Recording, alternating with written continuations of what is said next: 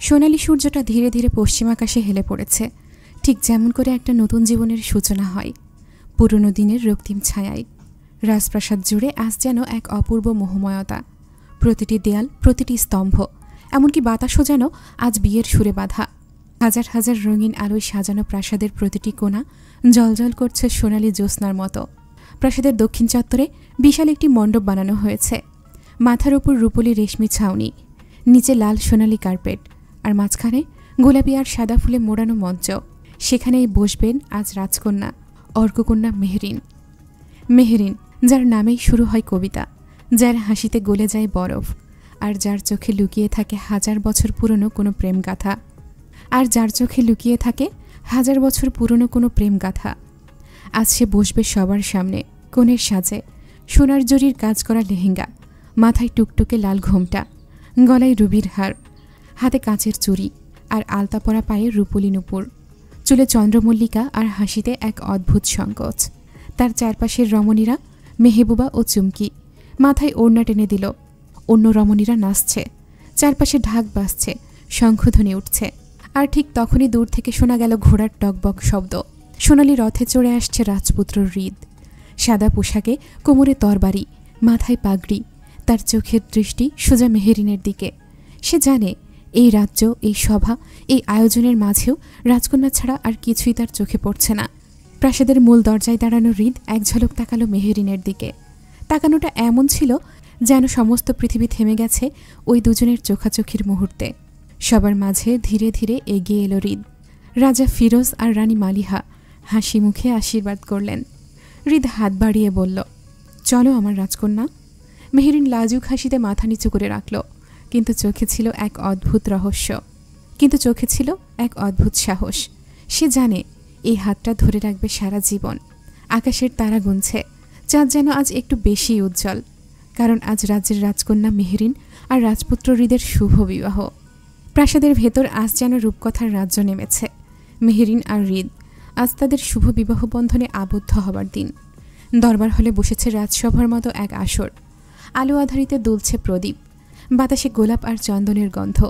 রূপলি পর্দা সরিয়ে ঢুকছে অতিথিরা, সবাই রাজারানীদের মতো পোশাকে। এখনও রাজকন্যা মেহেরিন আর রাজপুত্র হৃদ পাশাপাশি বসে। মাঝে মাঝে চোখাচোখি হয়, কিন্তু সেই চাহনিতে এক লাজুক, গভীর আর জাদুকরি টান। সবার সামনে হঠাৎ বাজে শঙ্খ। শুরু হয় রাজপরিবারের বিশেষ নৃত্য উৎসব। শুরুতে আসে রাহি ও মেহেবুবা, রঙিলা ঘাগরাই, রূপালী চুড়িতে। তার নাচে ছিল প্রাণ, হাসিতে ছিল সুর। তারপর আসে চুমকি ও শান্ত, একসাথে গানে গানে জানায় রাজকন্যার সৌন্দর্য আর রাজপুত্রের বীরত্বের কথা। রাকিব ও মাহির দাঁড়িয়ে গায় এক ঐতিহাসিক গাথা, যেখানে প্রেম জয় করে যুদ্ধ, যেখানে চোখ বদলে দেয় সেই কথা যেটা মুখ বলে না। আর ঠিক তখনই শুরু হয় সেই মুহূর্ত। রাজকন্যা মেহেরিন আর রাজপুত্র হৃদ উঠলেন মঞ্চে। গানের সুর ধীরে ধীরে বাড়ে।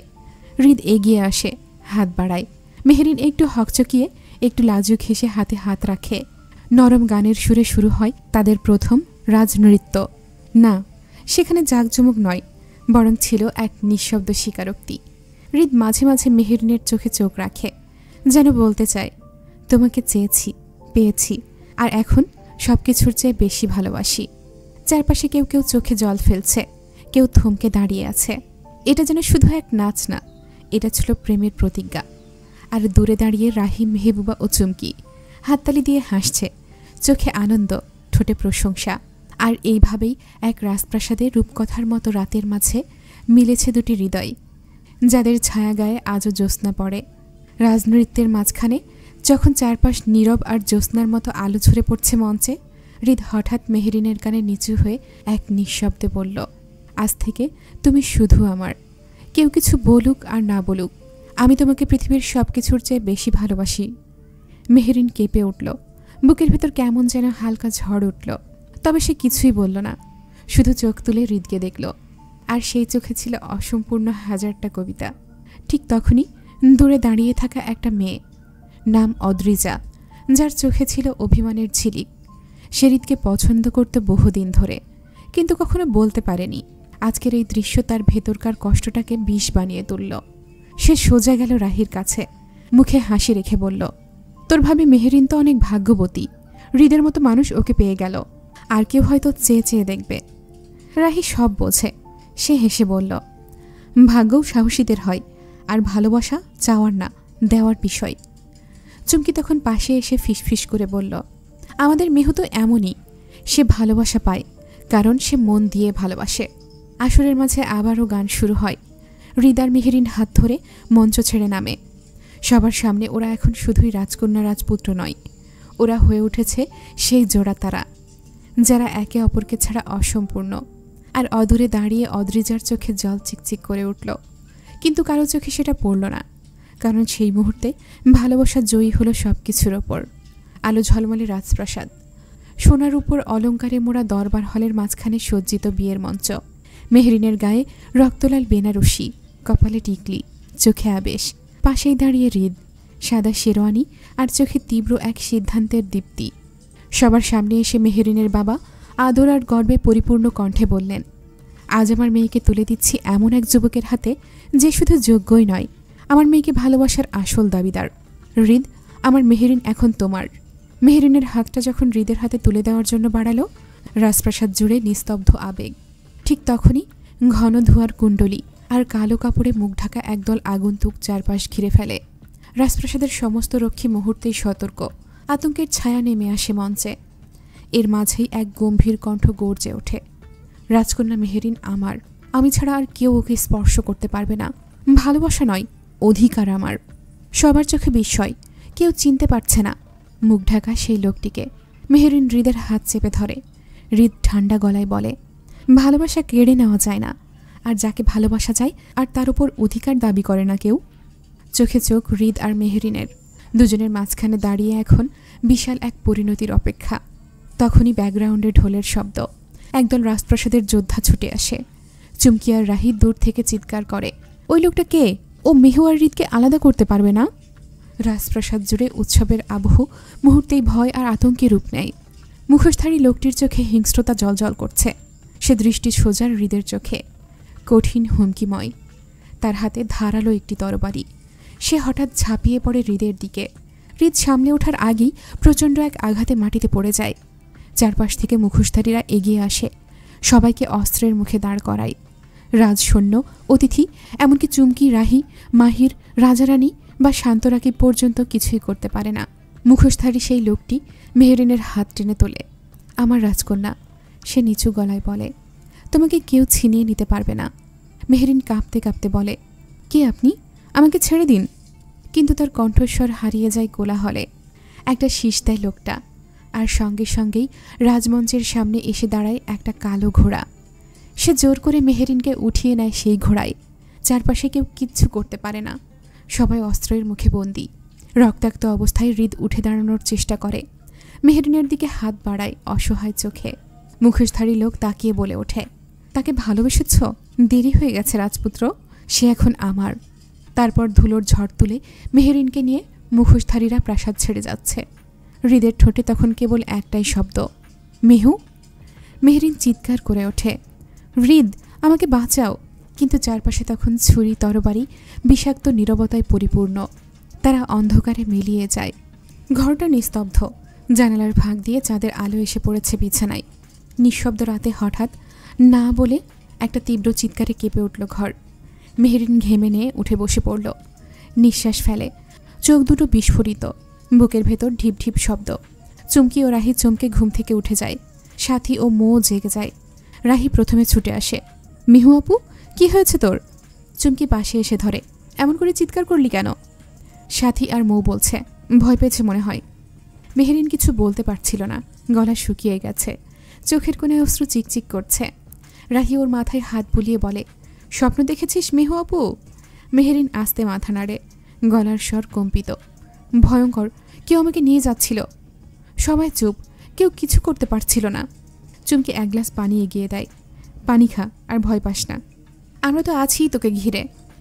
রাহি একটু হেসে বলে, চিন্তা করিস না আমার রাজকন্যা, এমন কেউ আসলে ওকে আমি এক লাথি মেরে সরিয়ে দিতাম। অজানা অস্থিরতা এনে দিয়ে গেল তার মনে। সাথী মৌ ব্যাপারটা বোঝে, ওরা নিজেদের জায়গায় চলে যায়। ওদের তিনজনকে একা ছেড়ে দেয়।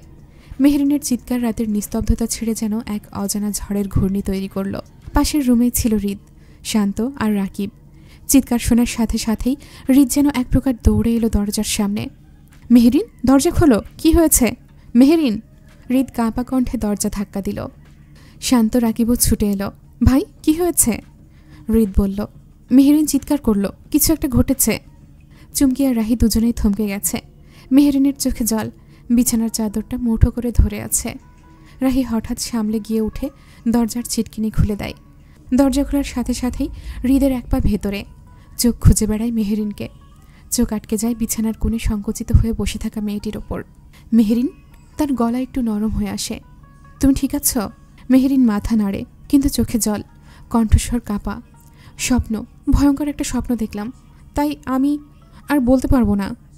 রাকিব তখন ঘরের ভেতরে ঢুকে দাঁড়ায়। চুমকি আর রাহির দিকে তাকায়। আমরা কি ডাক্তার আনবো?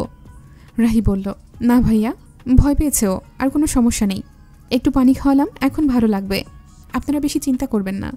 শান্ত তখন জানালার পর্দা একটু সরিয়ে বলে, রাতে এমন চিৎকার শুনলে কে ভয় পাবে না? আমি তো ভাবলাম কেউ কিছু করে ফেলল। হৃদ তখন ধীরে ধীরে মেহেরিনের পাশে এসে বসে। তুমি একা না, আমরা আছি তোমার পাশে, ভয় পেও না। মেহেরিন তাকায় হৃদের চোখে। সেই চোখে ছিল আশ্বাস আর একটা চাপা ভয়। যদি এই মুহূর্তে কেউ কিছু না করে, মেহেরিন সত্যিই আবার হারিয়ে যাবে। রাহি আস্তে আস্তে বলে, চলো, এখন আমরা সবাই একটু চুপচাপ বসে থাকি। ওর পাশে থাকলেই ও শান্ত হবে। রাত নেমে এলো আরও গভীরে, কিন্তু সেই ঘরের ভেতর এক অদ্ভুত অনুভূতি। ভয়, আশ্বাস আর অজানা এক টানাপোড়েনের গল্প বুনে চলেছে নিঃশব্দে। ঘর জুড়ে এক নিস্তব্ধতা। সবে কিছুটা স্থির হয়েছে মেহেরিন। চোখে এখনো ভয়ের ছায়া, গলা শুকিয়ে আছে, এখনো চোখে অশ্রুবিন্দু। পাশে বসে থাকা হৃদ তার দিকে তাকিয়ে আছে গভীর মনোযোগে। চুমকি, রাহি, সাথী, মৌ, রাকিব আর শান্ত চারিদিকে ছড়িয়ে ছিটিয়ে দাঁড়িয়ে আছে। কারো মুখেই কোনো কথা নেই, যেন প্রত্যেকে অপেক্ষা করছে মেহেরিনের শান্ত কণ্ঠের। একটু চুপ থেকে মেহেরিন আস্তে করে বলে ওঠে, আমি ঠিক আছি, ভয় পেয়েছিলাম, কিন্তু এখন ভালো লাগছে। তারপর চারপাশের দিকে তাকিয়ে সবার চিন্তিত মুখ দেখে একটু হেসে ফেলে। আমি দুঃখিত, আপনারা সবাই জেগে গেছেন। আমার জন্য আসলে স্বপ্নটা অনেক ভয়ঙ্কর ছিল। মনে হচ্ছিল আমি কোথাও হারিয়ে যাচ্ছি। একটা অদ্ভুত অন্ধকার আমাকে টেনে নিয়ে যাচ্ছিল। আমি... ওর কণ্ঠস্বর থেমে যায়। চুমকি তখন এসে ওর পাশে বসল। তুই একা না মেহু, আমরা তো আছি। রাহি ওর মাথায় হাত রেখে হালকা গলায় বলে, মেহু আপু, তোর আবার ভয় লাগলে ডাকবি, ঠিক আছে? মেহেরিন মাথা নাড়ল। তারপর সবার দিকে তাকিয়ে বলল, আপনারা সবাই এবার ঘুমিয়ে যান, আমি ঠিক আছি এখন। আসলে স্বপ্নটার জন্যই ভয় পেয়ে গিয়েছিলাম। আমি ঠিক সামলে নেব নিজেকে। হৃদ চুপচাপ একবার তাকালো ওর মুখের দিকে, যেন কিছু বলতে চায়, কিন্তু বলে না, শুধু মাথা ঝাঁকায়। হৃদের খুব বলতে ইচ্ছে করছে, চিন্তা করো না মেহেরিন পাখি, আমি আছি তো, তোমার পাশে সারা জীবন থাকব। হৃদ, রাকিব আর শান্ত ধীরে ধীরে ঘর থেকে বেরিয়ে যায়। দরজা বন্ধ হয় আস্তে। মেহেরিন তখন শুয়ে পড়ে। তার দুই পাশে শুয়েছে চুমকি আর রাহি, কিন্তু তাও মেহেরিন ভেতরে ভেতরে একটু হালকা অনুভব করে। বাহিরে রাত আরও গাঢ়, কিন্তু হৃদয়ের গোপন কোণে আলো এক বিন্দু জ্বলে থাকে। ঘরটা আবারও নিস্তব্ধ। জানালার পর্দা হালকা নড়ে, মৃদু হাওয়ার ছোঁয়ায়। মেহেরিন ছাত্রার দিকে তাকিয়ে থাকে কিছুক্ষণ, যেন উত্তর খুঁজে বেড়াচ্ছে। নিজের হাত দুটো জড়িয়ে ধরে মনের ভেতর, কথাগুলো গুছিয়ে নিতে চায়। আমি এমন স্বপ্ন দেখলাম কেন? রাজপ্রাসাদ, রাজকন্যা, আমার হাত তুলে দিচ্ছেন বাবা, পাশে হৃদ ভাই, তারপর হঠাৎ করে সেই মুখোশধারী লোকটা, আর এত আলো চারপাশে, এত অন্ধকারও কেন? ওর চোখে তখনও প্রশ্নের ছায়া। এই স্বপ্নের মানে কি? এটা কি কোনো সংকেত? আর আর স্বপ্নে কেন বারবার হৃদ ভাইকে দেখছি? কি আছে ওর সঙ্গে আমার এমন? চিন্তার এক মুহূর্তে হঠাৎ কেমন একটা অস্বস্তি কাজ করে, আবার ছটফট করে বিছানায়। কিন্তু মনের ভেতর ঝড় ধীরে ধীরে স্থিমিত হয়। হয়তো ক্লান্তি, হয়তো আবেগ, সব মিলিয়ে দু চোখ ধীরে ধীরে নেমে আসে। একটা দীর্ঘ নিঃশ্বাস ফেলে। মেহেরিন আবারও চোখ বন্ধ করে ফেলে। মনের ভেতর হৃদ ভাইয়ার চোখ দুটো ঘুরপাক খায়। সেই চাওয়াগুলো কিছু না বলেই অনেক কিছু বলে ফেলা। আবারও একবার গভীর ঘুমের আলিঙ্গনে তলিয়ে যায় মেহেরিন। বাইরের রাত এখন একেবারে নিস্তব্ধ, আর ভেতরে এক অদ্ভুত স্বপ্নের দরজা আবার খুলে যায়। আবার একটা নতুন দিনের সূচনা। নীল আকাশে এখন রাজত্ব করছে সূর্য মামা। সকালের রোদ গায়ে মেখে ধীরে ধীরে জেগে উঠল রিসর্ট। রাতের ঘুমে স্বস্তি মিলেছে সবার, কিন্তু মেহেরিনের চোখে যেন এখনও সেই স্বপ্নের ছায়া লেগে আছে। তবুও হাসি মুখে সবাই তৈরি হয়ে নিল। আজকের গন্তব্য মহস্থানগড়। বাংলাদেশের ইতিহাসের এক জীবন্ত নিদর্শন। রিসর্টের ডাইনিং হলে সকালের নাস্তা শেষে একে একে বাসে উঠে পড়ে সবাই। সবার মুখে আজ অন্যরকম এক আগ্রহ, কারণ এই সফরের একটা গুরুত্বপূর্ণ দায়িত্ব ওদের ওপর। একটা রিপোর্ট তৈরি করতে হবে মহস্থানগড় নিয়ে। চুমকি এক হাত দিয়ে মেহেরিনকে ধরে বলল, এই যে রিপোর্ট, দেখবি আমি এমন বানামু যেটা স্যার একবার পড়েই বলবে। বাহ চুমকি, তুমি তো একদম রিপোর্ট রানী। মেহেরিন হাসল। রাহি পেছন থেকে ঢুকে পড়ল ওদের কথার ভেতরে আর বলে উঠল, তা রিপোর্ট রানী, আপনি কি রিপোর্ট করবেন? আমি চুমকি দ্য গ্রেট রিপোর্ট রানী, নাকি রিপোর্ট রানী দ্য গ্রেট চুমকি? ওদের হাসি ঠাট্টার মাঝেই বাস ছুটে চলে মহস্থানের পথে। সামনের দিকে চুপচাপ বসে থাকা হৃদ মাঝে মধ্যে জানালার বাইরে তাকিয়ে থাকে, চোখে এক অদ্ভুত গভীরতা। রাকিব আর শান্ত নিজেদের মধ্যে কি একটা আলোচনা করছে, মাঝে মাঝে হালকা হাসি। ঘণ্টাখানেক পর বাস থামে গন্তব্যে। পৃথিবীর প্রাচীনতম গন্ধে ভরা সে জায়গা মহস্থানগড়। ভাঙা ইট, ধুলোয় ধরা ইতিহাসের গা ছমছমে চিহ্ন, সবাই যেন বলে দেয় হাজার বছরের গাথা। মহস্থানগড়ের মাটি যেন ইতিহাসের গন্ধে আচ্ছন্ন। পাথরের ভাঙা দেয়াল, মসৃণ করা ইটের পথ আর প্রাচীন স্থাপত্যের চিহ্ন, সব কিছুতেই ছড়িয়ে আছে শতাব্দীর অভিজ্ঞান। এখানে এসে যেন মেহেরিনের মনটা ফুরফুরে হয়ে গেল। শিক্ষকরা হাঁটতে হাঁটতে বুঝিয়ে দিচ্ছেন প্রতিটি কোণার কাহিনী। সত্য, বিশ্বাস, কিংবদন্তি আর ইতিহাস মিলেমিশে তৈরি হয়েছে এক জীবন্ত পাঠ। সেই ভিড়েই কোথাও আলাদা করে চোখে পড়ে যায় একদল মুখর ছাত্র। রাহি কখনো চুমকিকে খোঁজাচ্ছে, তো কখনো মেহেরিনের পেছনে লাগছে, কখনো ভিডিও করছে স্যারের কথা। চুমকি তো ক্যামেরা হাতে নিয়ে যেন একেবারে সাংবাদিক। আর মেহেরিন, সে কখনো চুপচাপ দাঁড়িয়ে প্রাচীন প্রাচীরের ছায়ায় স্যারের কথা শুনছে, কখনো বা চুমকির ক্যামেরার সামনে এসে পোজ দিচ্ছে। আয় দাঁড়া, এখানটা একদম পারফেক্ট ব্যাকগ্রাউন্ড। চুমকি মেহেরিনকে টেনে আনে দেয়ালের সামনে। মেহেরিনে একটু লজ্জা পায়। আরও তো অনেকে আছে রে, কি করছে না করছে। রাহি পাশ থেকে বলে, তোরা থামবি? দাঁড়া, ওর ওড়নাটা একটু ঠিক করে দিই, ঠিক এইভাবে চুলটা রাখ। তারপর দুজনে মিলে মেহেরিনকে দাঁড় করিয়ে দেয় দেয়ালের গায়ে হেলানা দিয়ে। সামনে খোলা আকাশ, মুখে মৃদু হাসি, ঠিক যেন ইতিহাসের মাঝে দাঁড়ানো এক রাজকন্যা। চুমকি বলল, হাসো একটু। আরে ওটা প্রেমে পড়ার হাসি না, যেন তুই ইতিহাস জয় করতে এসেছিস। তারপর তিনজন একসাথে হেসে ওঠে। তিনজনের হাসিতে চারপাশে আনন্দ ছড়িয়ে পড়ে। এদিকে হৃদ আর শান্ত একটু দূরে দাঁড়িয়ে দৃশ্যটা দেখে। হৃদ কিছু না বলেই চুপচাপ তাকিয়ে থাকে মেহেরিনের হাসির দিকে, আর চোখে হালকা এক রং খেলা করে যায়, যা কেবল অনুভব করা যায়, বলা যায় না। অবশ্য সুযোগ বুঝে মেহেরিনের কয়েকটা ছবিও তুলেছে হৃদ। রিপোর্টের কাজের ফাঁকে শিক্ষকরা দিচ্ছেন ঐতিহাসিক ব্যাখ্যা, কখনো রাজাদের যুদ্ধ, কখনো রাজবন্দীদের আত্মত্যাগ, আবার কখনো প্রেম কাহিনীর দৃষ্টান্ত। সেসব কথা শুনে মেহেরিনের চোখ জলজল করে ওঠে। তাকে দেখে স্যার বললেন, মেহেরিন, কেমন বুঝলে? জায়গাটা কত সুন্দর, তাই না? অবশ্য তোমার চোখে যেন বোঝা যাচ্ছে তুমি ইতিহাসে বেঁচে উঠেছ। মেহেরিন হেসে বলল, স্যার, যদি সময়টা ফিরে পাওয়া যেত। রাহি ফিসফিস করে চুমকিকে বলে, তোর বেস্টি কিন্তু আস্ত ইতিহাস পাগল। এখন যদি কেউ ওকে নিয়ে রোমান্টিক নাটক বানায়, আমি মোটেও অবাক হব না। চুমকি বলে, তাহলে নাম রাখবো মেহেরিন, মহস্থান রানী। সবাই হেসে ওঠে। এইভাবেই কেটে যায় সকালের ঘণ্টাগুলো। ছবি, নোট, প্রশ্ন, পোজ, হেঁটে চলা আর ইতিহাস ছুঁয়ে দেখা, সব মিলিয়ে তৈরি হতে থাকে শুধু একটা রিপোর্ট নয়, তৈরি হয় স্মৃতির এক বর্ণনাময় খাতা। মহস্থানের শেষ কোণায় তখন বিকেলের নরম আলো পড়েছে। মেহেরিন, চুমকি আর রাহি একটু আলাদা হয়ে পুরনো একটা ইটের স্তূপ আর জাদুঘরের পাশে খোলা মাঠটা দেখতে বেরিয়েছিল। চারপাশে খুব একটা ভিড় নেই, কিছু পর্যটক আর কয়েকজন সহপাঠী অনেকটাই দূরে। মেহেরিন একটা ভাঙা গম্বুজের সামনে দাঁড়িয়ে ছায়া পড়া পথটার ছবি তুলছিল। চুমকি দূরে দাঁড়িয়ে কিছু শৈল্পিক কোণ খুঁজছিল ক্যামেরার জন্য। তখনই চারজন অচেনা ছেলে এসে দাঁড়ালো তাদের পাশে। তাদের চেহারায় স্পষ্ট অস্বস্তিকর অভিব্যক্তি, হালকা বাঁকা কথা, চাপা হাসি আর বিরক্তিকর চোখের ভাষা। প্রথমে চুমকি আর রাহি বুঝে ওঠে না ব্যাপারটা। একজন বলে উঠল, এইদিকে ক্যামেরা রাখো, ছবিটা সুন্দর হবে, তোমরা তো এমনিতেই মডেল। রাহি চোখ রাঙিয়ে বলল, আপনারা কে? আমাদের ক্যামেরা আমরা যেই দিকে খুশি ওই দিকে রাখবো, আপনারা বলার কে? দেখে তো ভদ্র ফ্যামিলির মনে হচ্ছে, অপরিচিত মানুষের সাথে কিভাবে কথা বলতে হয় সেই ম্যানার্স শেখেননি? আর একজন হেসে বলে, আরে আমরা তো মজা করছি, এত সিরিয়াস হচ্ছ কেন? মেহেরিন কিছু বলছিল না, ও চুপচাপ দাঁড়িয়েছিল।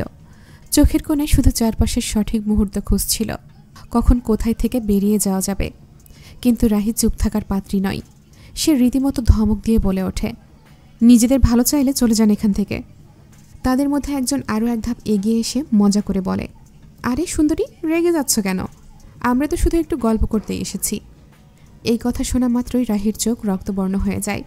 সে একদম সামনে গিয়ে দাঁড়িয়ে বলে, আপনি জানেন না কার সাথে কথা বলছেন। আর একটা শব্দ বললে হাতটা এমন ঘোরাবো চেহারা চিনতে পারবেন না আয়নায়। চুমকি ওর পাশে দাঁড়িয়ে যায়। এদিকে মেহরিন ধীরে ধীরে ফোন বের করে ক্যামেরা অন করে দেয়। ভিডিও চালু, স্পষ্ট সেই ছেলেগুলোর মুখ ধরা পড়ছে। আলো ছায়ার খেলা চলছিল মহস্থানের ধ্বংসাবশেষের গায়ে। ইতিহাস যেন চুপ করে দাঁড়িয়ে দেখছিল বর্তমানের নতুন এক অধ্যায়। রাহির মুখটা তখন রাগে জ্বলছে। 3 জন ছেলের একজন কেমন ঘন হয়ে এসে রাহির হাত ধরেছিল, অত্যন্ত বাজে ভঙ্গিতে। চুমকি সাথে সাথে একটা ধমক দিয়ে সরিয়ে দিতে গিয়েছিল, কিন্তু তখনই ছেলেটা বলে উঠেছিল, আরে মজা করছি তো, এত সিরিয়াস হবার কি আছে? রাহি গর্জে উঠেছিল, মজা? আমার শরীর নিয়ে মজা করো? রাহির হাতে তখনও ছেলেটার চাপ। চুমকি কাপা গলায় কিছু বলতে যাচ্ছিল, ঠিক তখনই, ওর হাতটা ছেড়ে দাও। শান্ত কিন্তু ধ্বনিতে ছিল শাসন। মেহেরিন, তার চোখে জ্বলছিল অদ্ভুত এক দৃঢ়তা। ছেলেগুলো ভেবেছিল মেয়েটা বুঝি ভয় পাবে, কিন্তু সেই মুহূর্তেই যেন পুরো আকাশ থমকে দাঁড়িয়েছিল। একটা ছেলে স্পষ্ট অবজ্ঞায় বলে উঠল, না ছাড়লে কি করবি? কাঁদবি নাকি? ওদের কথা শুনে মেহেরিন হালকা হাসল। তারপরই ঘটল সেটা। মেহেরিন হঠাৎই এক ফাঁকে ঢুকে গিয়ে গালে চড় বসালো ছেলেটার। ছেলেটা ঘুরে পড়ে গেল। চোখ কুচকে রাগে দৌড়ে মেহেরিনের দিকে ছুটে এলো। আর ঠিক সেই সময় মেহেরিন দিগন্ত ছেঁড়া আগুনের মতো ঘুরে গিয়ে পেছনের পিলারের পাশে দাঁড়িয়ে থাকা বাঁশটা তুলে নিল। দ্বিতীয়জনকে সপাটে দিল এক বাড়ি। তৃতীয়জন ছুটে এলো। মেহেরিন পিছিয়ে না গিয়ে সামনে এগিয়ে এলো। তার চোখে ভয় নেই, মনে তাণ্ডব। এক পা সরিয়ে ঝাঁপিয়ে গিয়ে ছেলেটার বুকে মাঝ বরাবর কুনোয়ের ঘা। সে পড়ে গেল মাটিতে। এখন 3 জন 3 দিকে ছিটকে আছে, কেউ উঠে দাঁড়াতে পারছে না। মেহেরিন দাঁড়িয়ে আছে নিঃশব্দে, হালকা শ্বাস, কিন্তু চোখে অগ্নি। রাহি তাকিয়ে আছে বিস্ময়ে গর্বে। চুমকি চুপ। হৃদ, রাকিব আর শান্ত তখন দৌড়ে এলো। চুমকি কল করেছিল ওদের। তারা পুরো ঘটনা দেখেনি, তাও বুঝে গেছে কিছু মারাত্মক ঘটেছে। রাকিব রেগে গিয়ে এলোপাথারি লাথি মারছে সেই ছেলেটাকে যে রাহির হাত ধরেছিল। শান্ত গিয়ে ওকে ধরে। যেভাবে মারছে ছেলেটা মরেই যাবে। হৃদ মেহেরিনের দিকে তাকালো। তার ঠোঁটের কোণে লেগেছিল 1 ফোঁটা রক্ত, হয়তো ওদের মারতে গিয়ে লেগেছে। সে এগিয়ে গিয়ে খুব নিচু গলায় বলল, তুমি ঠিক আছো? মেহেরিন মাথা নাড়ালো। কোনো শব্দ নেই, শুধু সেই চোখ দুটো বলে দিল, আমি ঠিক আছি। মেহেরিন এগিয়ে যায় মাটিতে পড়ে থাকা ছেলেগুলোর দিকে। ঠান্ডা গলায় বলল, মেয়েরা দুর্বল না, তোমরা নিজেই আজ থেকে সেটা মনে রাখবে। আমাদের সম্মান আমরাই রক্ষা করতে জানি। ছেলেগুলো মাপ চাইছে। ওরা বলল, আমাদের ভুল হয়ে গেছে আপু, মাপ করে দিন, আমরা আর এমন করব না। চুপচাপ দাঁড়িয়েছিল রাকিব। এতক্ষণ মেহেরিন যা করছিল রাকিব কিছুই বলছিল না, তবে তার চোখের পলকে লাল রং ছড়িয়ে পড়ছিল একটু একটু করে। কিন্তু সেই মুহূর্তেই যেই ছেলেটা রাহির হাত ধরেছিল সে আবার হাত বাড়িয়ে দিল। ছেলেটা রাহির কাছে ক্ষমা চাওয়ার জন্যই হাতটা বাড়িয়েছে। রাকিবের মাথার ভেতর যেন একটা কাঁচ ভাঙল। তুই আবার হাত দিলি? রাকিবের গলা ছিল চাপা, কিন্তু থরথর করে কাঁপছিল ক্ষোভে। শান্তর পাশে দাঁড়িয়ে থাকা রাকিব আচমকা চিৎকার দিয়ে ছেলেটির দিকে দৌড়ে গেল। শান্ত কিছু বুঝে ওঠার আগেই রাকিব এক লাথি দিল সোজা ছেলেটার বুকে। ছেলেটা পেছনে উল্টে গিয়ে পড়ে গেল মাটিতে। চারপাশে নিস্তব্ধতা নেমে এলো। শান্ত অবাক। রাকিব, যে সবচেয়ে ঠান্ডা মেজাজের চুপচাপ ছেলে, সে এতটা ক্ষিপ্ত হয়ে এমন আচরণ করবে এটা কেউ কল্পনাও করেনি। তোকে এত সাহস কে দিল? ওর হাত ধরার বল কে দিল? রাকিব এগিয়ে এসে ছেলেটার কলার চেপে ধরল। চোখে তার আগুন, কণ্ঠে বরফ। ওর দিকে যদি আর একবার তাকাস আমি নিজে তোর চোখ উপড়ে ফেলব। শান্ত রাকিবের হাত টেনে ধরে বলল, রাকিব ছেড়ে দে, অনেক হয়েছে, মরে যাবে তো। রাকিব ধীরে ধীরে হাত ছাড়ল। ছেলেটা ভয়ে থরথর করে উঠে দাঁড়িয়ে পালিয়ে গেল। তখন শান্ত ধীরে ধীরে মুখ ফিরিয়ে রাকিবের দিকে তাকালো। চোখে প্রশ্ন, তুই তো এমন না রে, যেখানে হৃদ কিছু বলছে না তুই এত রেগে যাচ্ছিস কেন? রাকিব চোখ সরিয়ে নিল, নিচু গলায় বলল, ওর কথা আলাদা, ওর চোখে ভয় আমার সহ্য হয় না। ওর গায়ে কেউ হাত দিলে আমি তাকে খুন করে ফেলব।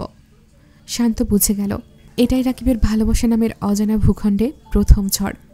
শান্ত বুঝল রাকিব যাকে ভালোবাসে সে আর কেউ না, রাহি। রক্তচাপের মতো উত্তাল মুহূর্তটা কিছুটা থিতিয়ে এসেছে। রাহি তখন চুপ করে একপাশে দাঁড়িয়ে যেন কিছু বোঝার চেষ্টা করছে। আর ঠিক তখনই রাকিব ধীরে ধীরে পেছনের দিকে পা বাড়ায়। শান্ত গিয়ে রাকিবের পিছু জিজ্ঞেস করে, রাকিব, তুই কি রাহিকে? রাকিব শান্তর পাশে গিয়ে গলায় একরাশ দ্বিধা নিয়ে বলে ফেলে, আমি রাহিকে ভালোবাসি। শান্ত থমকে যায়, চোখ মেলে যায় রাকিবের মুখের দিকে। এমন কথা ওর মুখে কেউ কখনো শোনেনি। যে ছেলেটা সবসময় হাসি ঠাট্টায় থাকে, হঠাৎ এমন একটা স্বীকারোক্তি যেন চারপাশের হাওয়াকেও থামিয়ে দেয়। রাকিব কিছু না বলে ঘুরে পড়ে, মাথা নিচু করে চলে যেতে থাকে। একটা ভার যেন বুক চেপে ধরে রেখেছে তাকে। আর একটু দূরে দাঁড়িয়ে থাকা হৃদ চুপচাপ সব দেখছে। ওর চোখে কোনো প্রতিক্রিয়া নেই, ঠোঁটে কোনো শব্দ নেই, তবুও ভেতরে ভেতরে যেন কেমন একটা গর্জন বাজছে। মেহরিন ওর কাছেই দাঁড়িয়ে, কিন্তু হৃদ কিছু বলে না, শুধু নিঃশব্দে তাকিয়ে থাকে সামনে। হাওয়া বয়ে যাচ্ছে ধীরে ধীরে, অথচ কারো গলায় কোনো আওয়াজ নেই। শুধু মাটির উপর ভেসে আছে কিছু অনুচ্চারিত অনুভূতির ভার। চারপাশের নিস্তব্ধতা জমে উঠেছে। হঠাৎ মেহরিন নরম স্বরে বলে উঠল, হৃদ ভাইয়া। হৃদ তাকালো, চোখে একটা নীরব প্রশ্ন, আপনার কি মনে হয় না রাকিব ভাইয়া রাহিকে ভালোবাসে? হৃদ কিছুক্ষণ চুপ করে ওর মুখের দিকে তাকিয়ে রইল। তারপর ঠোঁটের কোণে এক টুকরো মৃদু হাসি ফুটে উঠল।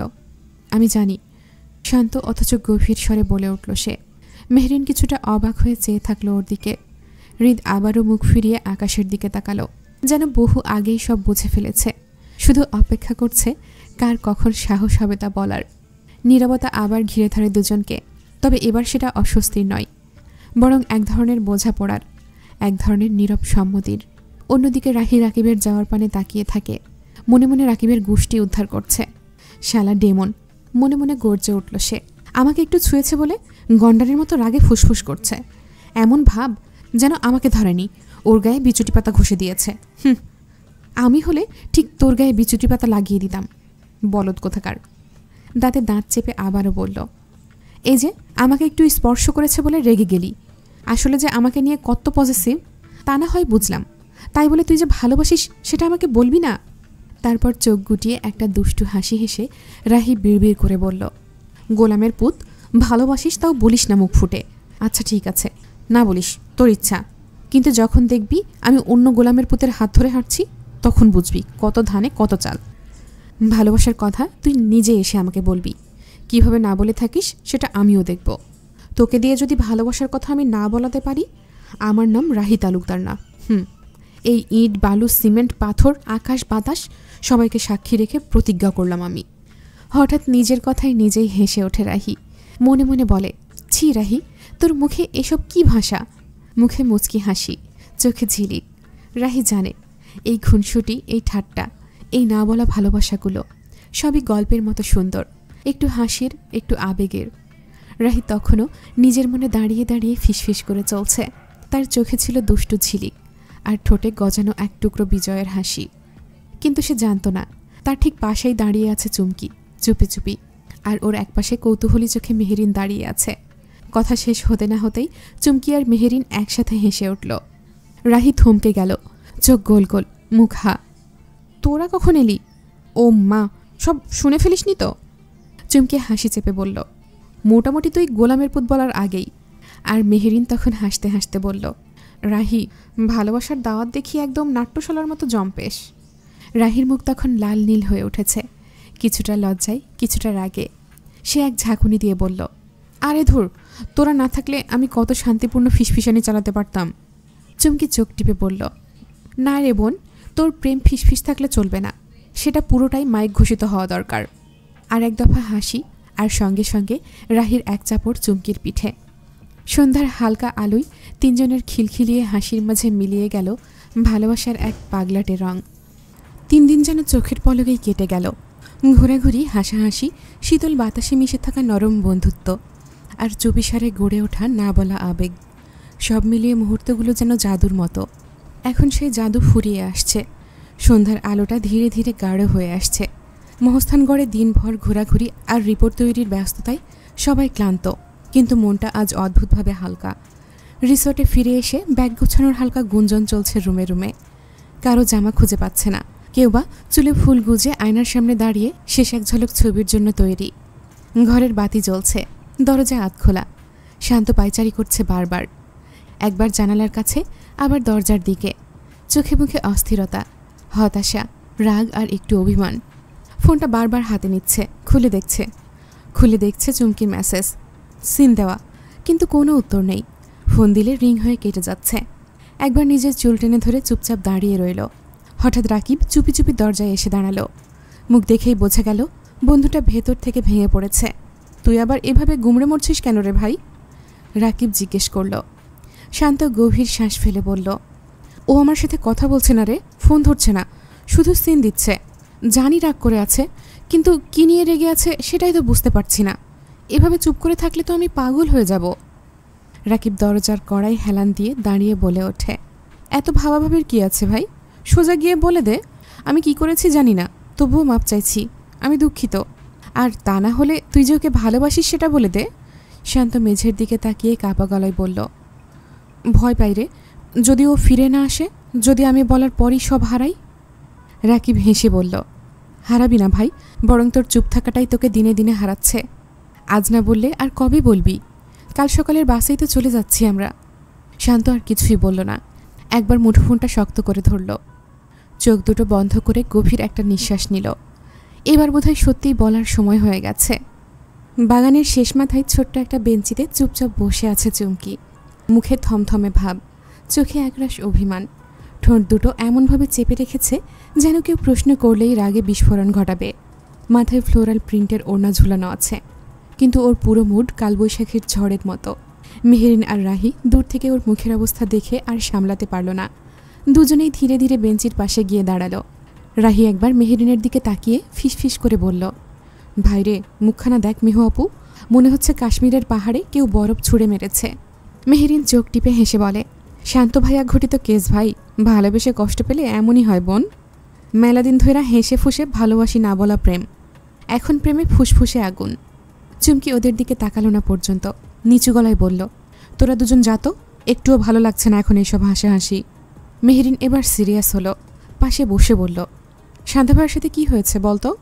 আজ তো দেখি তুই একেবারে ঝড় তোলার মুডে। চুমকি চুপ করে থাকলো কিছুক্ষণ, তারপর হঠাৎ মুখ ঘুরিয়ে বলল, আজ বিকেলে দেখলাম ও ক্লাসের ওই খুশি মেয়েটার সাথে দাঁড়িয়ে হেসে হেসে কী সব বলছে। আরে ভাই, ওটা ক্লাসমেট হলে হতো, হেসে হেসে চোখে চোখ রেখে কথা বলার কি আছে? রাহি তখন আর না পেরে হেসে উঠল, হ্যাঁ হ্যাঁ তাই তো, শান্ত ভাইয়া ঘোর অন্যায় করেছে, চোখে চোখ রাখা মানেই বিপদ। মনোজগতের সাইরেন বেজে উঠেছে বুঝি। চুমকি চোখ পাকিয়ে তাকালো ওর দিকে, তুইও হাস, তোরও তো এমন মিষ্টি মিষ্টি ভাইয়েরাও আছে, কালকে দেখি কার কার সঙ্গে তারা হাসে। মেহেরিন এবার শান্ত করে বলল, আচ্ছা ঠিক আছে, কাল সকালে ফিরে যাচ্ছি, তার আগে অন্তত সব অভিমান রেখে হাসি খুশি হয়ে ঘুমা, না জানি আবার কবে এমন করে একসাথে সময় কাটাতে পারবো। চুমকি একটা দীর্ঘশ্বাস ফেলে বলল, ভালোবাসা এমন জিনিস, একটু হাসিও যদি অন্য কাউকে দেয় বুক ফেটে যায়। রাহি হালকা করে বলল, তাহলে কালকে সকালে উঠেই দে একখানা ঝড়, মানে স্পষ্ট কথা, তুই হাসছিলি কেন? রাহির কথা শুনে চুমকি আর না হেসে পারল না। তিনজন একসাথে হেসে উঠল। অভিমান ভেঙে গিয়ে ঝিরঝির করে আবারও সেই বন্ধুত্বের রোদ উঠল। চুমকি হঠাৎ হাসি থামিয়ে বেঞ্চ থেকে উঠে দাঁড়িয়ে গলা নামিয়ে গড়গড় করে বলে উঠল, আচ্ছা বলতো এদের সমস্যা কি?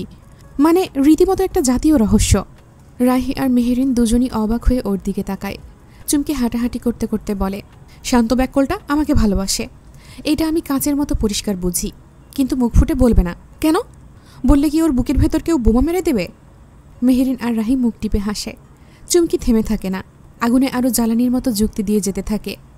আর আমাদের রাকিব ভাইয়া, রাহির হাত একটুখানি ধরেছে বলে ও যেন চোখ দিয়েই ছেলেটাকে পুড়িয়ে দেবে। হায় রে প্রেম, কিন্তু মুখ ফুটে বলবে না, রাহি আমি তোমায় ভালোবাসি।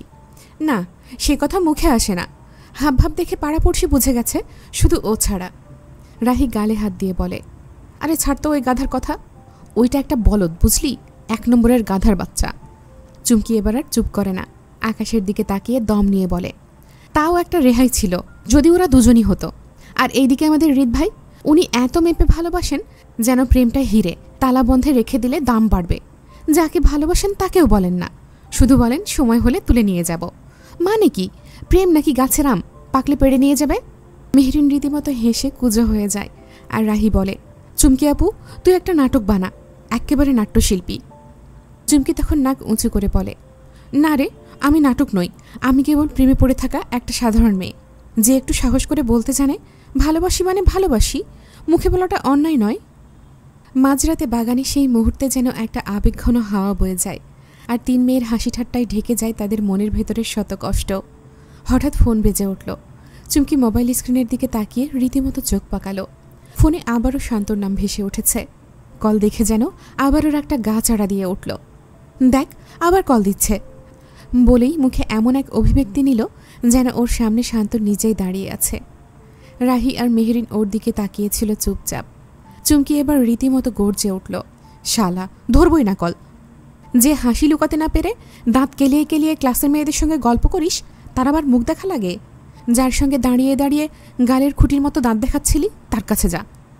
ফোনটা কেটে দিয়ে ও বলল, আমার মতো মানুষকে কেউ এইভাবে মিস করে? আরে ভালোবাসিস তো বল, না পারিস তো সর, এমন ঝুলাই রাখিস কেন? আমি কি ঘুড়ির নাটাই? রাহি হেসে বলল, তুই তো আজ একেবারে আগুন লাগাই দিলি। আয়, এই খুশিতে তোরা একটা চুমু দিই। মেহরিন মুখ টিপে বলল, ওর মতন প্রেমিকা থাকলে ছেলেরা সোজা হয়ে প্রেম শিখবে। চুমকি ভোতা গলায় বলল, তার শেখার ইচ্ছে থাকলে তো শুধু দাঁত কেলানোতেই ব্যস্ত। আবারও হাসির রোল পড়ে যায়। চুমকি রাগে কাঁপছে, কিন্তু ওর রাগেই যেন একটা অদ্ভুত মিষ্টি ব্যথা মিশে থাকে, যেটা শুধু ওর প্রেমটাই বোঝায়, আর কিচ্ছু না। রাত যখন প্রায় 11টা, চারিদিকে নিস্তব্ধতা, কিন্তু রিসোর্টের একটি ঘরের বাইরে পায়চারি করছে এক তরুণ। শান্ত, মুখে চিন্তার ছাপ। ফোনটা একবার হাতে নিচ্ছে, একবার পকেটে রাখছে। চুমকির কোনো উত্তর নেই। ডিনার টেবিলে চুমকি একবারের জন্যও তাকায়নি। এটা নিয়ে শান্তর আরও চিন্তা বেড়ে গেছে। বুঝে গেছে যে চুমকি খুব বেশিই রেগে গেছে। হঠাৎ ফোনে রিং। ভাই, আপনার মহারানী কিন্তু রেগে আগুন হয়ে আছে আজ। ক্লাসের কোন খুশি নামের মেয়ের সঙ্গে হাসাহাসি করেছেন, বলতেছে ওই মেয়ে নাকি হেসে আপনাকে ছিনতাই করে নেবে। তাই একটা ভালো বুদ্ধি দিচ্ছি, আজকেই প্রপোজ করে ফেলেন, না হলে বিয়ের আগেই বিধবা হয়ে যাবেন আপনি। আসলে আপনার প্রেমের গল্পটা থ্রিলার। আমার তো ট্রেলার দেখেই দম বন্ধ হয়ে যাচ্ছে। মেসেজটা পড়েই শান্ত থেমে গেল, একটু হেসে উঠল। মুখে প্রশ্রয়ের হাসি, চোখে দৃঢ়তা। অন্তত এটা তো জানল চুমকি কেন রেগে আছে। রাহির পাঠানো SMS-টা সবার আগে দেখল শান্ত। পড়েই বুঝে গেল রাহি ঠিকই ধরেছে পরিস্থিতি। আজ রাতেই চুমকির রাগ ভাঙাতে না পারলে সে হয়তো আর কথাই বলবে না। শান্তর পাশেই তখন দাঁড়িয়েছিল রাকিব আর হৃদ। রাকিব চোখ টিপে বলল, বাহ, বুদ্ধি তো একদম ফাটাফাটি রে। হৃদ একটু গম্ভীর গলায় বলল, বুদ্ধি খারাপ না, কাজেও লাগবে, তবে প্ল্যানটা যতটা নিখুঁত হবে ততটাই বেশি কাজ করবে। হৃদ একটু থেমে বলল, রাহিকে বল চুমকিকে যেন কিছু একটা বুঝিয়ে মেহরিনকে নিয়ে আমাদের রুমে আসে। আমরা এখানে বসেই প্ল্যানটা একদম সেট করে ফেলি। প্ল্যানে অবশ্যই ওদের হেল্প লাগবে আমাদের। রাহিকে শান্ত জানালো, তোদের হেল্প লাগবে। চুমকিকে কিছু একটা বুঝিয়ে তুই আর মেহরিন আমাদের রুমে আয় ফার্স্ট, চুমকি যেন কিছু না বোঝে। রাকিব হেসে বলল, আজ চাঁদ উঠবে প্রেমের সাক্ষী হয়ে, আর কাল সকালের আগেই শান্ত হবে এই দুই গায়েব প্রেমিক প্রেমিকার ঝগড়া। তিনজনের চোখেই তখন একই দৃঢ়তা। আজকের রাতটা হবে একটা স্মরণীয় রাত, ভালোবাসার রাত। চুপচাপ রুমে বসে আছে চুমকি, মুখ গোমড়া করে। মেহরিন বসে বসে চুমকির মিনিটে মিনিটে পাল্টে যাওয়া মুখভঙ্গি দেখছে আর মিটমিট করে হাসছে। ঠিক তখনই রাহি বলল, চুমকি আপু, তুই শান্ত ভাইয়ের 14 গোষ্ঠী উদ্ধার করতে থাক, আমি আর মেহু আপু তোর জন্য কোল্ড কফি নিয়ে আসি। তোর টেম্পার তো এখন হট, টেম্পার কুল করার জন্য একটা জম্পেশ কোল্ড কফি দরকার, আমরা বরং নিয়ে আসি। চুমকি তাকালো না পর্যন্ত, মুখের ভাব এমন যেন তোর কথা শোনার সময় নেই আমার। মেহরিন রাহির দিকে চেয়েছিল, কি করতে চায় বুঝতে পারছিল না। রাহি আবার বলল, আমরা যাই তাহলে, কেমন? চুমকি কিছু না বলে মুখ ঘুরিয়ে নিল। আর তখনই রাহি মেহরিনের হাত ধরে হালকা টান দিয়ে বলল, চলো মেহু আপু, ওরা ওয়েট করছে আমাদের জন্য। মেহরিন একটু চমকে গেলেও কিছু বলল না। ও বুঝে গেছে আজকে রাতে কিছু একটা স্পেশাল হতে চলেছে। ওরা দুজনেই বেরিয়ে গেল। আর চুমকি জানলও না আজ রাতেই তার চোখে মুখে হাসি ফোটাতে চলেছে, যার জন্য এই সব অভিমান। হৃদের দরজার সামনে দাঁড়িয়ে একটু দম নিল রাহি, তারপর ঠকঠক করে 2 বার কড়া নাড়ল। ভেতর থেকে দরজা খুলল রাকিব। দরজা খুলতেই সামনে দাঁড়িয়ে থাকা রাহির দিকে এক ঝলক তাকিয়ে তার চোখ কপালে। রাহি তখনই হালকা মুখ বাঁকালো, যেন অনেক অভিমান জমে আছে। একটা মুখ ঝামটা দিয়ে শটান ভেতরে ঢুকে গেল রাহি। রাকিব হতবাক হয়ে তাকিয়ে রইল, এমন রাহিকে সে আগে দেখেনি। আর ঠিক তখনই দরজার পেছন থেকে দেখা দিল মেহরিন। ওর চোখে মুখে রীতিমতো হাসি। রাকিবের অবস্থা দেখে মেহরিন মুচকি হেসে বলল, রাকিব ভাইয়া, ভেতরে আসতে কি আমার একটা মুখ ঝামটা দিতে হবে? মেহরিনের কথাই ছিল কৌতুক, রাকিব খানিকটা মাথা চুলকে বলে, না না দরকার নেই, একজনেরটাই সহ্য করতে পারছি না, আসো আসো ভেতরে আসো। হৃদ তখন জানালার ধারে দাঁড়িয়েছিল, ঘাড় ঘুরিয়ে একবার তাকালো মাত্র। শান্ত বসেছিল বিছানার এক কোণে, মৃদু টেনশনে, চোখে মুখে কিছুটা অস্থিরতা। রাহি ও মেহেরিন এসে বসতেই রাকিব আবার দরজা বন্ধ করে বলল, নে এবার শুরু কর তোরা। রাহি মুখ ভার করে বলল, শান্ত ভাইয়া, তোমাকে দেখে আমি ভেবেছিলাম তুমি অনেক সাহসী, তুমি যে এমন বলদ তা আমি আগে জানতাম না। ভালোবাসতে পারো আর মুখে বলতে পারো না, কেন গো? বললে কি ফোসকা পড়ে যায়? পুরুষ মানুষ হয়ে ভালোবাসার কথা স্বীকার করতে পারো না, কেমন পুরুষ তুমি? শান্ত 2 হাত সামনে এনে বলে, চুপ হো যা মেরি মা, আমার ভুল হয়ে গেছে, আমার উচিত ছিল আরও আগেই বলে দেওয়া। এখন আমাকে বকা না দিয়ে প্ল্যান দে।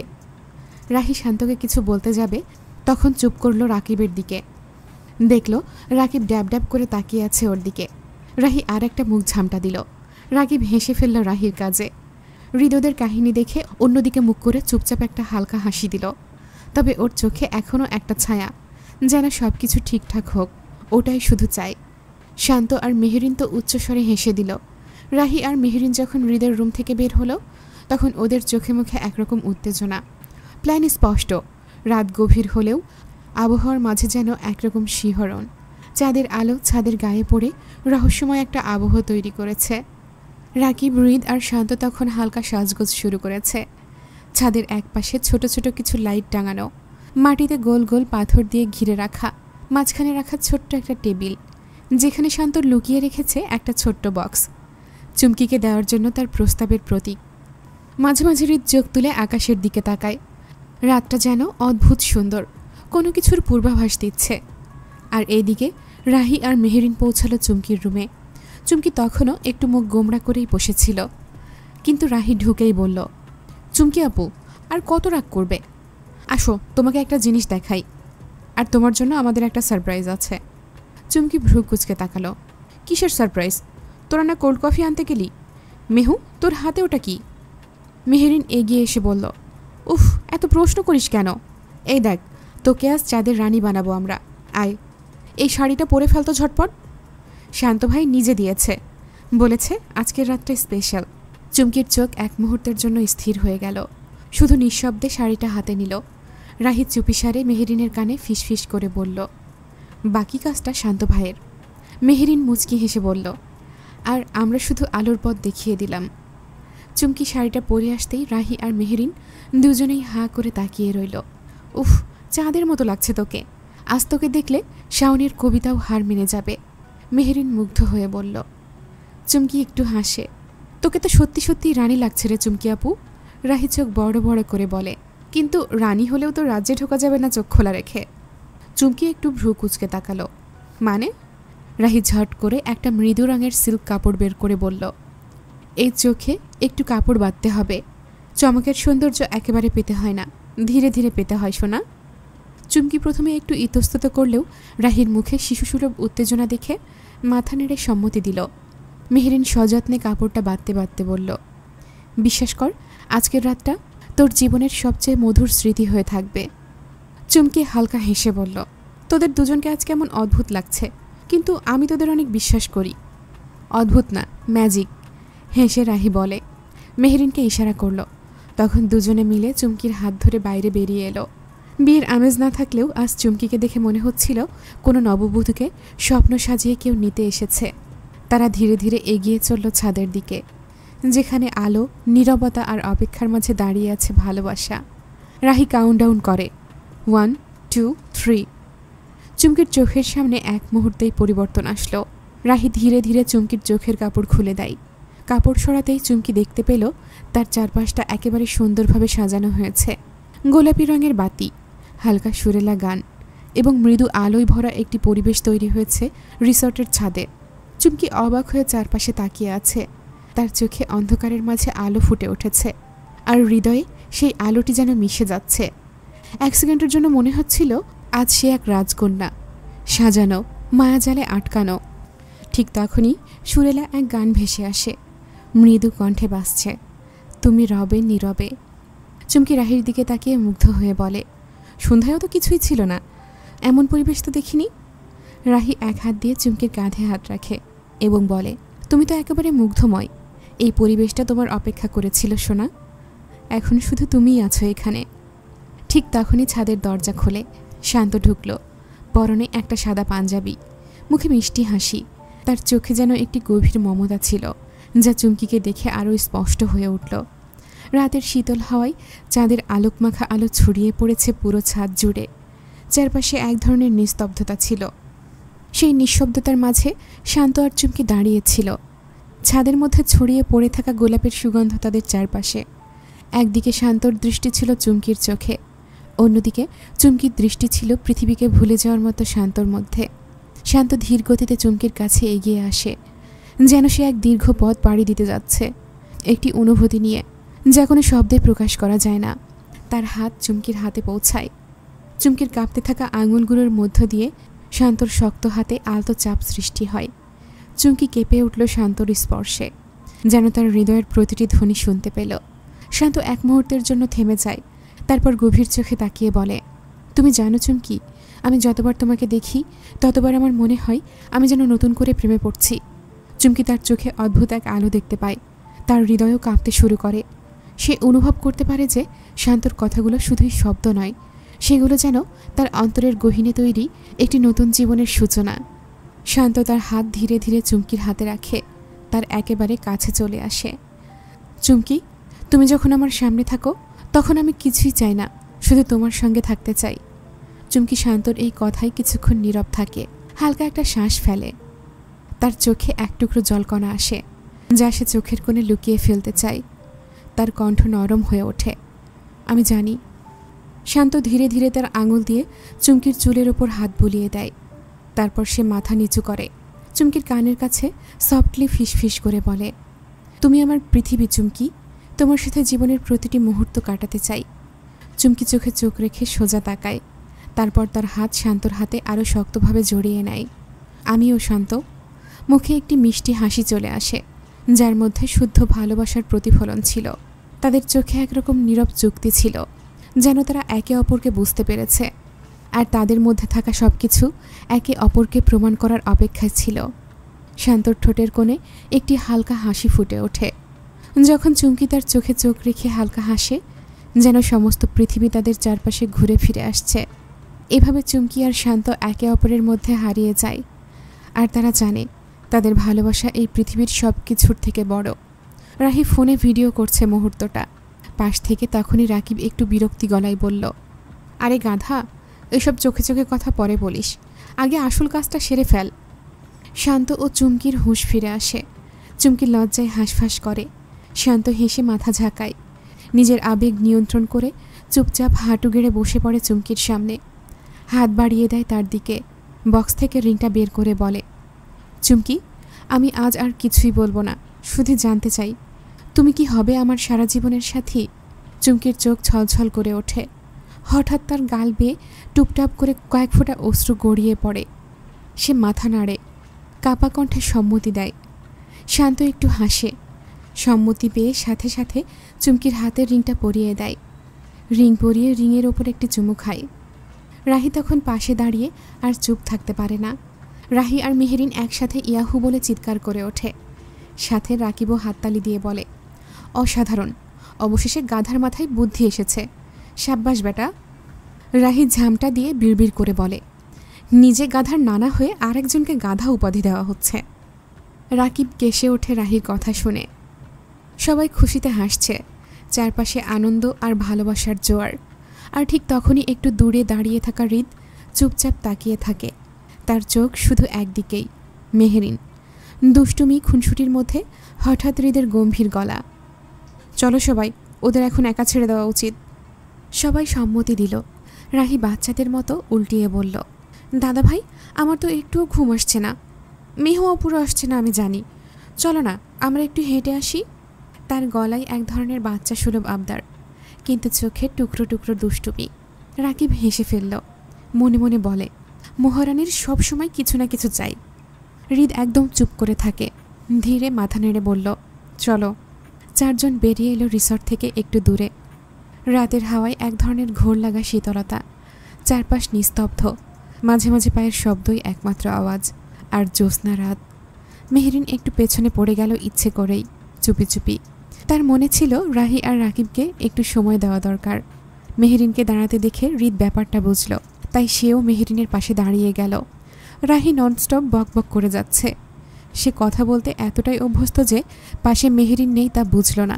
চুমকি আপু তো কেঁদেই দিয়েছিল রে শান্ত ভাইয়ার কথাগুলো শুনে। এতদিন যা না বলা ছিল সব একসাথে বলে দিল। আহা, রোমান্টিকের একটা সীমা থাকে। রাকিব হাসে রাহির কথা শুনে। রাহি তখন চোখ বড় বড় করে বলে, তুই জানিস মেহু আপু, শান্ত ভাইয়া যেটা পারল সেই কাজটা রাকিব ভাইয়া কখনো পারবে না। রাকিব হকচকিয়ে গেল, কি বলবে বুঝতে পারল না, তাই চুপ থাকলো। কি বলে পরবর্তীতে শোনার জন্য। রাহি একটু থেমে গা ঝাঁকিয়ে বলে ওঠে, রাকিব ভাই যদি ভালোবাসার কথা বলতেই না পারে তাহলে এত পজিটিভ হয় কেন? কেউ হাত ধরলেই চোখ রাঙায়, একটু অন্য কারোর সাথে হেসে কথা বললেই মুখ কালো। রাকিব মুচকি মুচকি হাসছে রাহির কথা শুনে। রাহি এবার গলা নামিয়ে দন্তবিকাশ ভঙ্গিতে বলে, ওই রাকিব ভাইয়া একটা নোবেল প্রাপ্ত গাধা, 1 নম্বর হতচ্ছাড়া, একেবারে গাধার নানা, গন্ডার একটা। রাকিবের মুখের ভাষা হারিয়ে গেছে এর আগের কথা শুনে। চোখগুলো ছানাবড়া হয়ে গেছে। কোনো সাড়া শব্দ না পেয়ে এক মুহূর্ত থমকে যায় রাহি। ধীরে ধীরে ঘাড় ঘোরায়।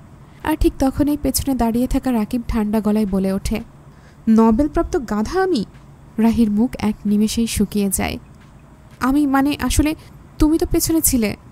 রাকিব ঠোঁটে একটুখানি বাঁকা হাসি নিয়ে বলে, তুমি তো ভেবেছিলে আমি শ্রোতা নই, অথচ আমি শ্রোতা এখন থেকে নয়, সেই বকবকানির শুরু থেকেই। রাহি মুখটা গম্ভীর করে ফেলে, কি আমি বকবক করি? রাকিব রাহির একদম কাছে চলে আসে।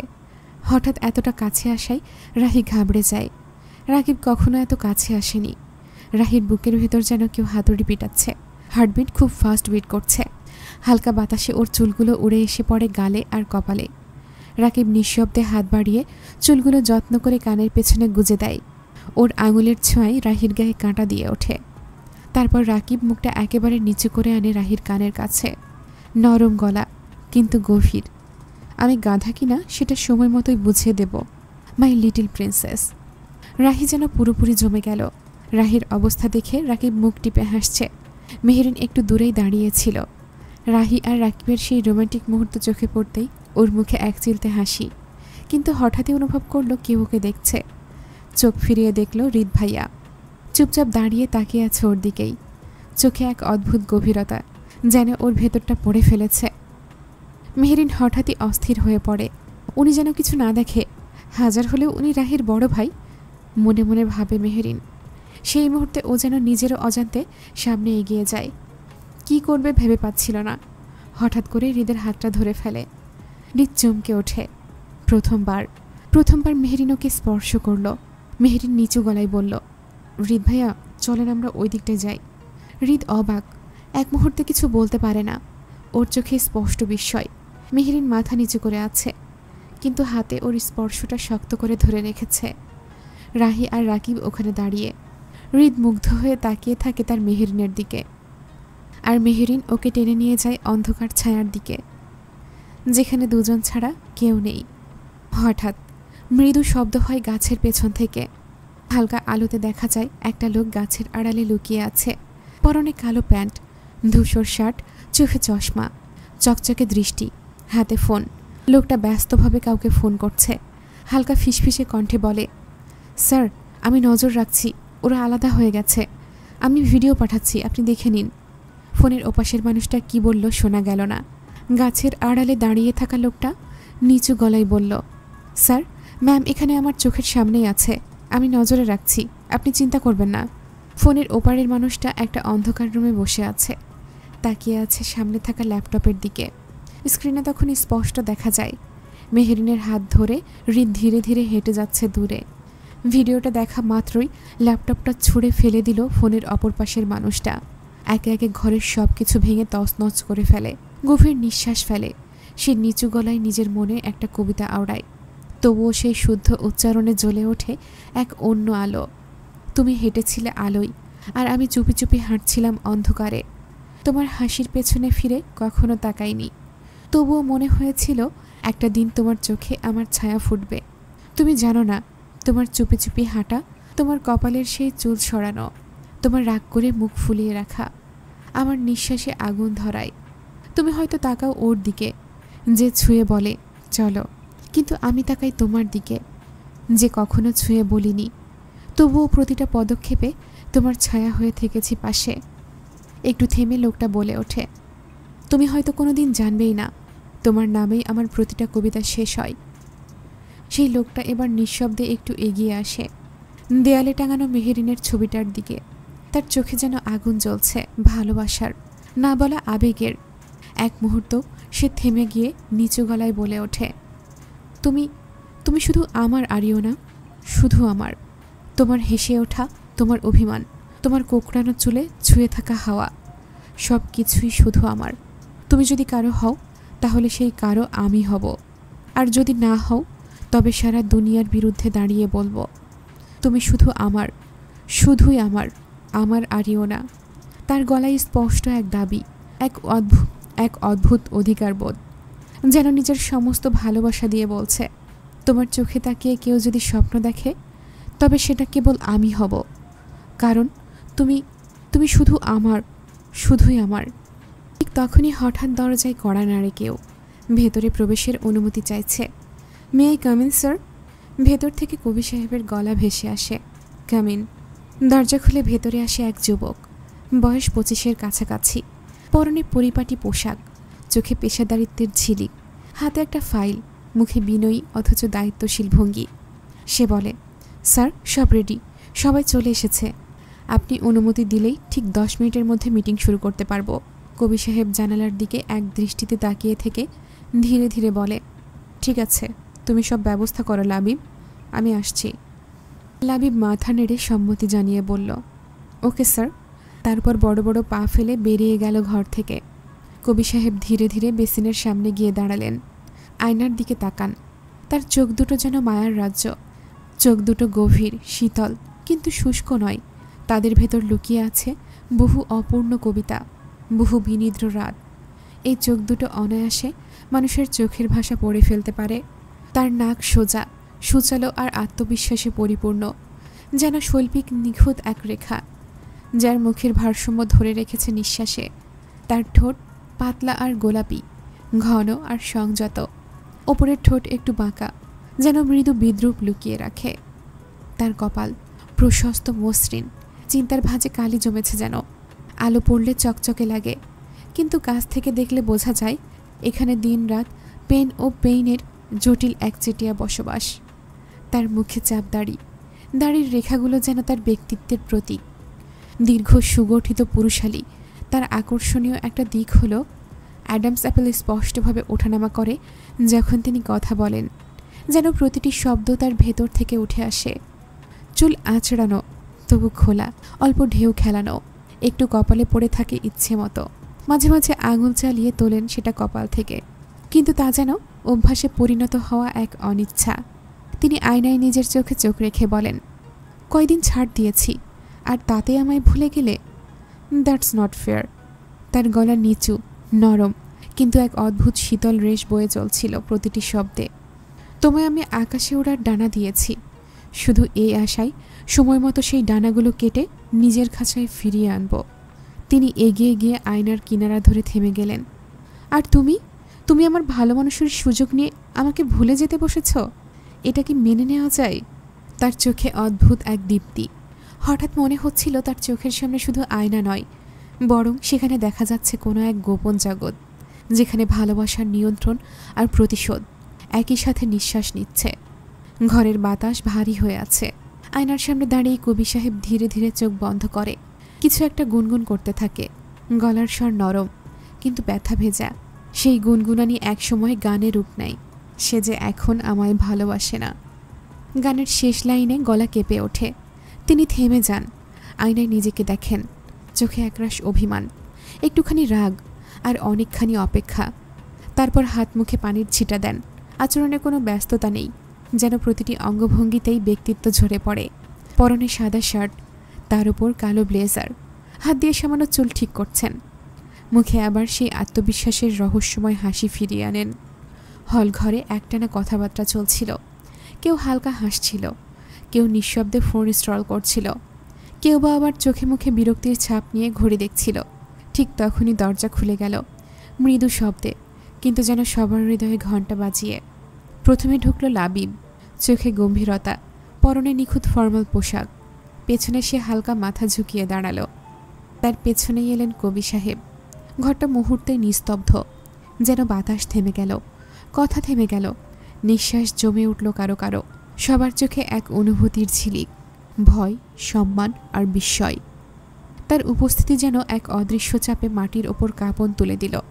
তিনি ধীর পা ফেলছিলেন, মাথা সোজা, চোখ দুটো সামনের দিকে স্থির, যেন সব বুঝেই এগোচ্ছেন। তার হাবভাব বোঝার সাধ্যি কারও নেই। তবে সেই নিস্তব্ধতা ভয়ঙ্কর। কারো মুখে শব্দ নেই। চেয়ারে বসে থাকা মানুষগুলো হঠাৎ যেন দাঁড়িয়ে যায়। আর কবি সাহেব ধীর পায়ে সামনে এসে নিজের নির্দিষ্ট চেয়ারে বসে বললেন। হাতের ইশারায় সবাইকে বসতে বললেন। তারপর লাবিবকে বললেন, মিটিং স্টার্ট নাও। কবি সাহেব টেবিলের মাথায় বসেছিলেন নিঃশব্দে। চোখ দুটো এক একবারে সবার মুখের উপর ছায়া ফেলে যাচ্ছিল। সবাই নতুন প্রজেক্ট নিয়ে মিটিংয়ে ব্যস্ত। লাবিব হঠাৎ কবি সাহেবের কানে কিছু একটা বলল, কিন্তু হঠাৎ কবি সাহেব চেয়ার থেকে উঠে দাঁড়ালেন। তার কণ্ঠে বজ্রের ঝাঁজ। মিস্টার রফিক। ঘরের বাতাস থমকে গেল। শুনলাম আপনি আমার পেছনে আমার শত্রুদের সঙ্গে হাত মিলিয়েছেন, কথাটা কি সত্যি? ঘরটা এক লহমায় জমে গেল বরফে। রফিক সাহেব, যিনি একটু আগেও হালকা হেসে কথা বলছিলেন পাশের সহকর্মীর সঙ্গে, হঠাৎ তার গলা শুকিয়ে গেল, গাল বেয়ে ঘাম পড়তে শুরু করল। তিনি উঠে দাঁড়ানোর চেষ্টা করলেন, কিন্তু পা কাঁপছে। রফিক সাহেবকে ভয় পেতে দেখে কবি সাহেব কৌতুকের সঙ্গে বললেন, বুঝলেন তো রফিক সাহেব, আমি কিন্তু প্রতিশোধ নেই না, আমি শুধু অপেক্ষা করি। ভুলটা যেন নিজেই দরজা খুলে বলে, ভেতরে আসবো। আর তখনই আমি শুধু হেসে বলি, তুমি তো দেরি করে ফেললে, চা ঠান্ডা হয়ে গেছে। কবি সাহেবের কথা শুনে অন্যদিকে ঘুরিয়ে হাসে, কারণ সে জানে এখন কি হতে চলেছে। রফিক সাহেব বললেন, না না স্যার, আমি। কথার মাঝেই জিভ জড়িয়ে যাচ্ছে। সাহস করে কবি সাহেবের দিকে এগিয়ে এসে হঠাৎ তার পা জড়িয়ে ধরলেন তিনি।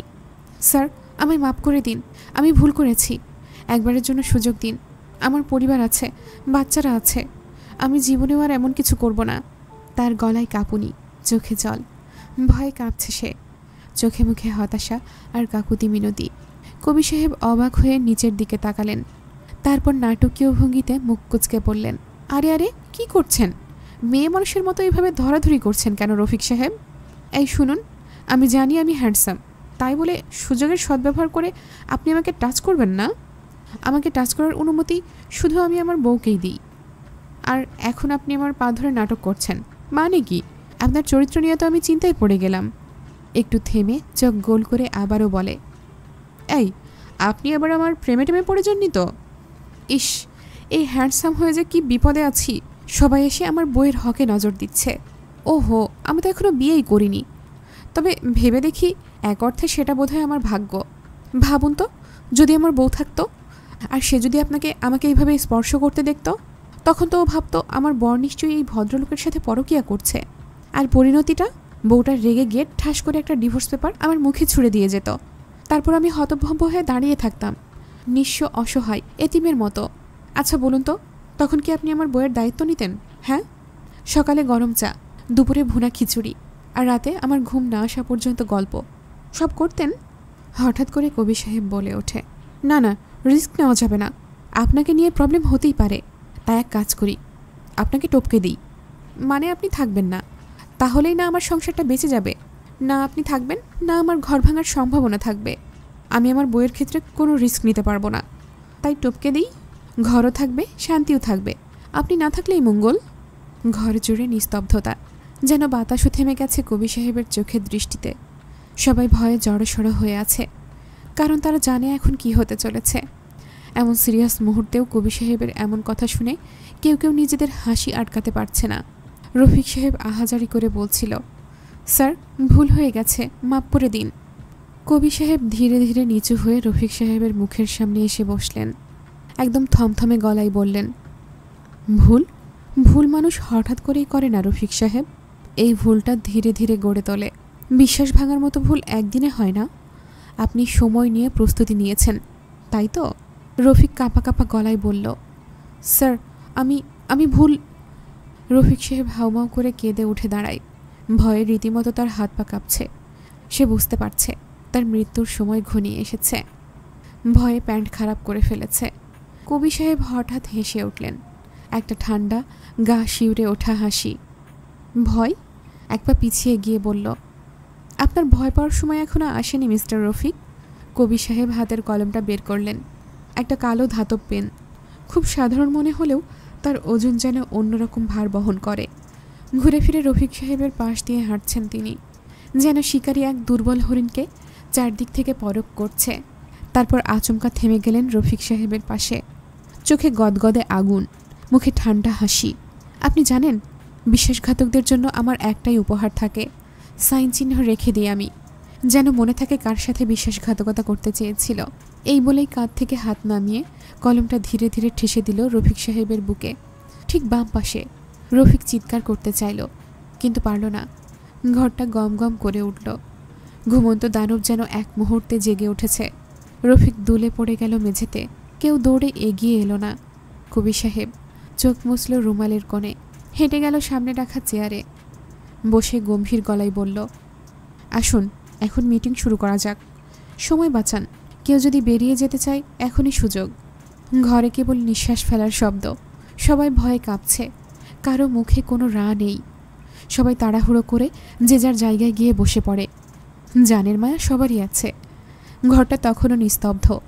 রফিক সাহেবের নিথর দেহকে দুজন টানতে টানতে বের করে নিচ্ছে, আর চারপাশে সবাই নিঃশ্বাস বন্ধ করে বসে আছে। কবি সাহেব চেয়ার থেকে উঠে দাঁড়ালেন, একবার হাত দিয়ে কোটের ভাঁজ ঠিক করে বললেন, কি হলো, সবাই মুখের ভাষা হারিয়ে ফেললেন নাকি আপনারা? বিশ্বাস ভাঙলে গায়েও আঁচ পড়ে। সবাই নিঃশব্দে তাকিয়ে। হঠাৎ কবি সাহেব একটু ঝুঁকে বলে, চিন্তা করবেন না, আজকের কোটটা কালো, রংটা ধরবে না। তার ঠোঁটে একপাশ টেনে তোলা এক ঠান্ডা হাসি। তারপর গম্ভীরভাবে ঘাড় ঘুরিয়ে বললেন, লাবিব শুরু করো, বেশি সময় নেই, রাত বাড়ছে। লাবিব সঙ্গে সঙ্গে সামনে এসে প্রজেক্টরের সুইচ অন করল এবং মিটিং শুরু হয়ে গেল। 2 ঘন্টা পর মিটিং শেষ। কবি সাহেব উঠে দাঁড়ালেন, চুলে হাত বুলিয়ে পকেটে হাত দিয়ে এগোচ্ছেন দরজার দিকে। ঠিক তখনই পেছন থেকে একজন সাহস করে বলে উঠল, মিস্টার শিকদার আশা করছেন এই প্রজেক্টে আমাদের ভালোই প্রফিট হবে। কবি সাহেব থামলেন, কিন্তু পেছনে ঘুরলেন না। তিনি সামনের দিকে তাকিয়েই বললেন, সেটা আপনাদের কাজের ওপর ডিপেন্ড করছে। প্রফিট ভালো হলে তো ভালোই, আর যদি ব্যর্থ হন তাহলে শুধু প্রফিট না, প্রস্থানের পথটাও নিজেরাই তৈরি করে রাখবেন। তারপর কোনো উত্তরের অপেক্ষা না করে হনহনিয়ে হাসতে হাসতে বেরিয়ে গেলেন। তার পেছনে কেবল একটাই শব্দ বাজছিল সবার মনে, এই লোকটা মানুষ তো নাকি গিরগিটি? মিনিটে মিনিটে রং পাল্টায়, চোখের পলকে একটা মানুষকে খুন করে ফেলল, আবার সেই ঘরে বসেই মিটিংও করল।